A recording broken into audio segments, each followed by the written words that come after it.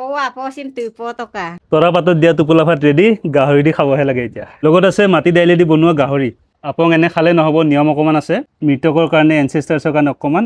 পেলাই দিছে ৰেড বুলতকে দাম বস্তু এইটো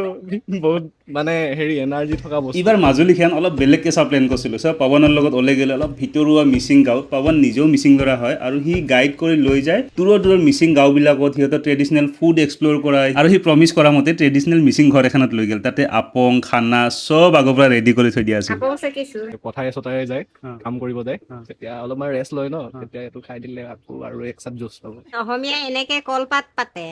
আমাৰ মিচিঙে এনেকে পাতে কি আছে কৈ দিয়কচোন মাটি দালি টোপোলা ভাত বাঁহগাজ লেগ পিচ আলু পিটিকা চালাড মাছ আৰু নৰসিংহ গাহৰি মাটি দালি তাৰপিছত নাম তহঁতি মোক 4 বছৰ জেলত ভৰালি ওকে মোৰ আধা আধি বিজনেছ খাই পেলালি চলেগা কিন্তু 4 বছৰ মই গাহৰি মাংস খাবা নাপালো